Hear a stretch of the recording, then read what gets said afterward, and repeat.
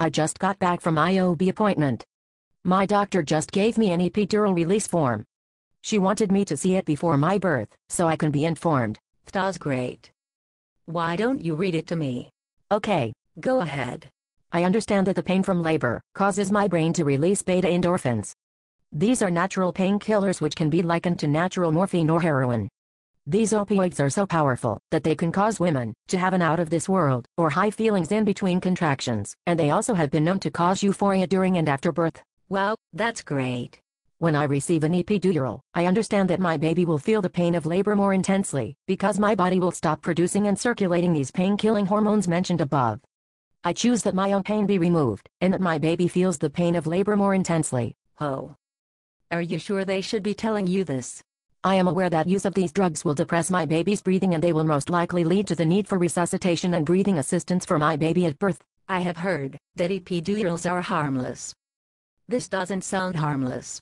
I understand that once I have an epidural, I must have a fetal monitor screwed into my baby's head. I am aware that this screw in my baby's head will be pulled with every contraction and tugged at when I move around. My baby did have a black and blue spot with a scab on his head when he was born. I have always wondered about that. I understand that all epidural drugs currently used during birth were never studied for their long-term effects on the development of the fetus. I choose to use them anyway. And I gave up wine and coffee for my pregnancy, imagine that. I understand that having an epidural increases my risks of needing Pitocin.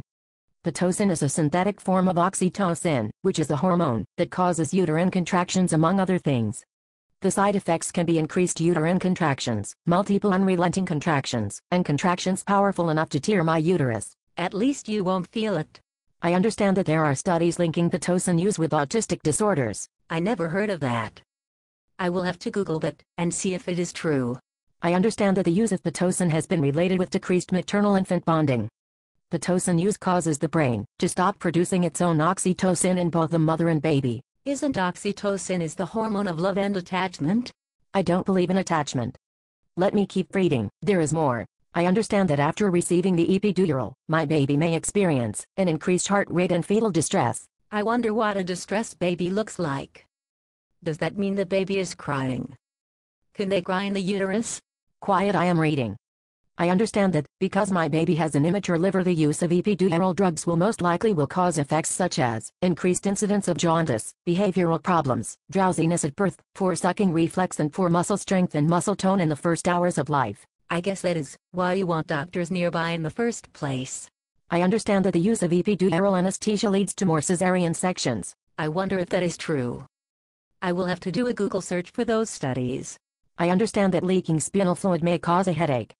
This will necessitate that I lay flat on my back, so the spinal casing can heal. I guess the baby can go to the nursery. You will have years to get to know each other. I understand that my bladder will need to be catheterized, because I won't be able to pee. Ouch. I understand that this could affect my ability to breastfeed, hold and care for my baby. I hear that the Lala Che League prints up special instructions with tips to help support epidural babies and breastfeeding. I understand that decreased touching, holding and not breastfeeding during the immediate minutes after birth may decrease my body's release of mothering hormones. This will increase my risk of postpartum depression. I know lots of people who have had that. By signing this release, I have been told of the risks and the possible effects of this drug on my baby, and I agree to hold harmless this hospital and my society for any problems related to using epidural anesthesia now or in the future. Your doctors should not have scared you with this information. Why would she show this to a pregnant woman? Well, what do you think? I don't know. What do you think? I think there is no reason for me to suffer when I don't have to. The baby will be out in the end just the same. You are not going to look into this more. Look into what? Never mind. Let's go buy some baby clothes. Okay.